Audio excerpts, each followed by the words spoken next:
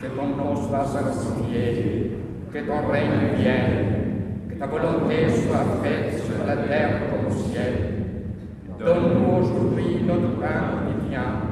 Pardonne-nous nos offenses, comme nous pardonnons à ceux qui nous ont offensés. Ne nous induis pas en tentation, mais délivre-nous du malin.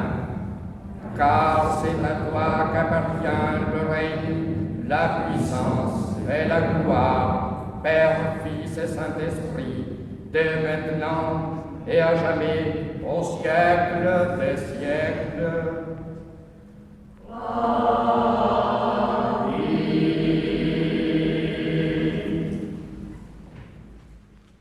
Genèse, chapitre 3.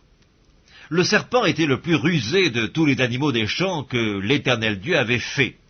Il dit à la femme, « Dieu a-t-il réellement dit, vous ne mangerez pas de tous les arbres du jardin ?»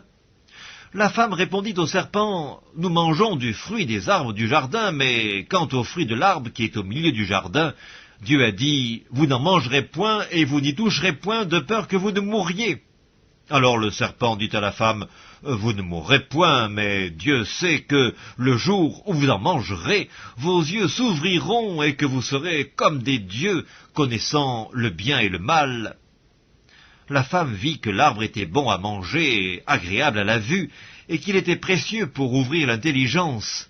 Elle prit de son fruit et en mangea. Elle en donna aussi à son mari, qui était auprès d'elle, et il en mangea. Les yeux de l'un et de l'autre s'ouvrirent, ils connurent qu'ils étaient nus, et ayant cousu des feuilles de figuier, ils s'en firent des ceintures.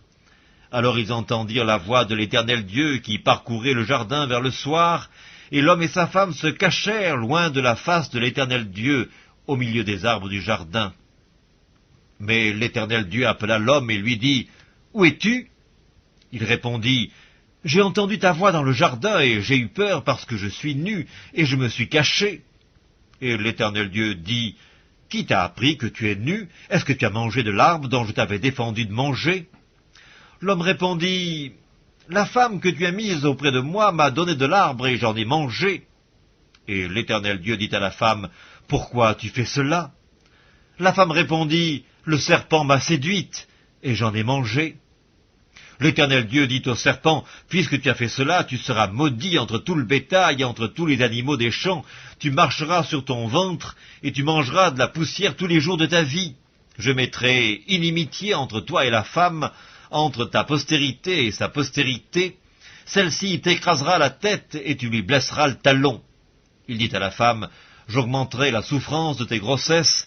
Tu enfanteras avec douleur, et tes désirs se porteront vers ton mari, mais il dominera sur toi. » Il dit à l'homme, « Puisque tu as écouté la voix de ta femme, et que tu as mangé de l'arbre au sujet duquel je t'avais donné cet ordre, tu n'en mangeras point, le sol sera maudit à cause de toi. C'est à force de peine que tu en tireras ta nourriture tous les jours de ta vie. Il te produira des épines et des ronces, et tu mangeras de l'herbe des champs. C'est à la sueur de ton visage que tu mangeras du pain jusqu'à ce que tu retournes dans la terre d'où tu as été pris, car tu es poussière, et tu retourneras dans la poussière. » Adam donna à sa femme le nom d'Ève, car elle a été la mère de tous les vivants. L'Éternel Dieu fit à Adam et à sa femme des habits de peau, et il les en revêtit. L'Éternel Dieu dit, « Voici, l'homme est devenu comme l'un de nous pour la connaissance du bien et du mal. Empêchons-le maintenant d'avancer sa main, de prendre de l'arbre de vie, d'en manger et de vivre éternellement. » Et l'Éternel Dieu le chassa du jardin d'Éden pour qu'il cultivât la terre d'où il avait été pris. C'est ainsi qu'il chassa Adam, et il mit à l'orient du jardin d'Éden les chérubins qui agitent une épée flamboyante pour garder le chemin de l'arbre de vie. Je chanterai, Seigneur, tes œuvres magnifiques, ton auguste pouvoir, ta suprême grandeur. Au concert de tes saints, j'unirai les cantiques que pour toi me dicte mon cœur.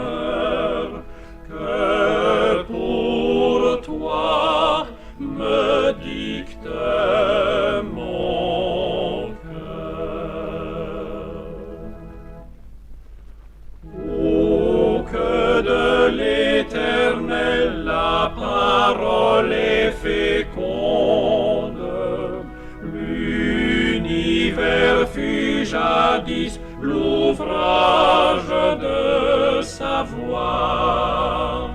Il dit les éléments, le ciel, la terre et l'onde, du néant sortent à la fois, du néant sortent à la fois.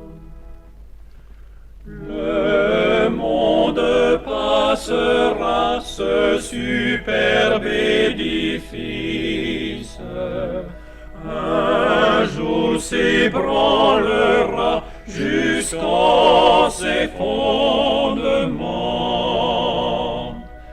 Ta sagesse, grand Dieu, ta bonté, ta justice subsistent